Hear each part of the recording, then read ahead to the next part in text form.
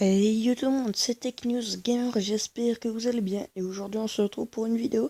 C'est que je vais vous présenter un processeur du type milieu de gamme, même si son prix est très attractif.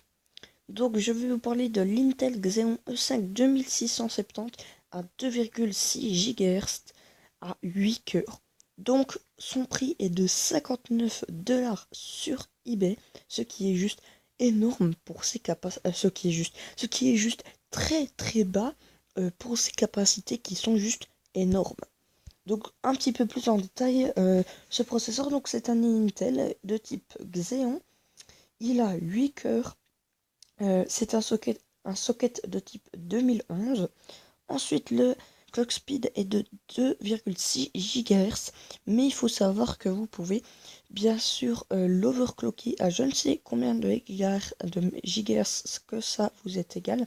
Et en turbo boost, il est à 3,3 GHz, donc vous avez déjà un processeur très très bien.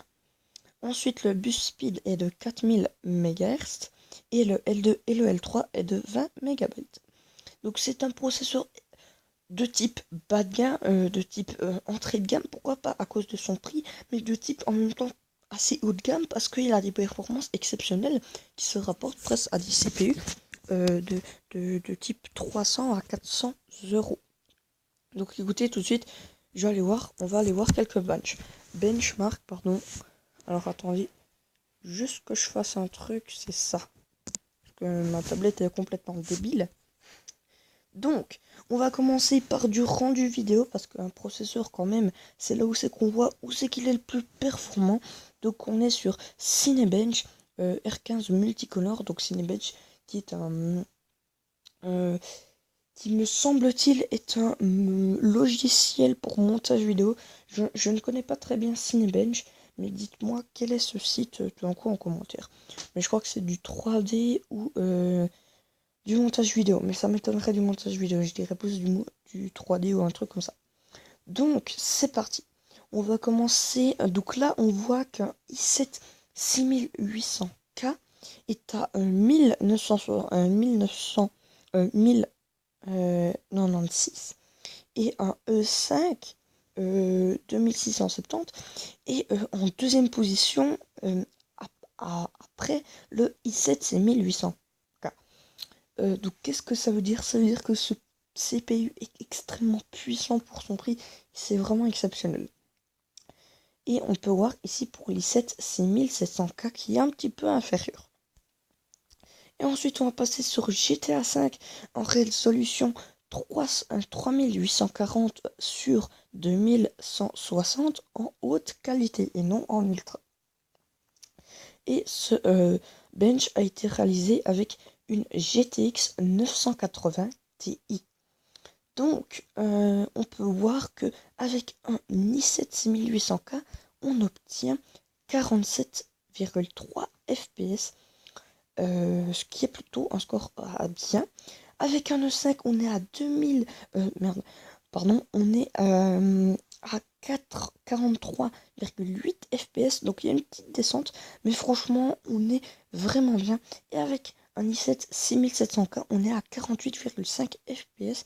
Donc on voit là que le 6700K est le meilleur pour jouer avec une 980 Ti, mais on n'a pas une baisse de FPS énorme, on a une petite baisse de FPS de 5-6 FPS, ce qui peut être peut-être pour certaines personnes pas négligeable si vous faites des vidéos, mais là vous pouvez vous l'autoriser si c'est pour un petit plaisir à vous et surtout dans une config par exemple à 500 euros, ça nous éviterait de prendre des Pentium G3250 ou des trucs comme ça qui ne marchent rien du tout en montage.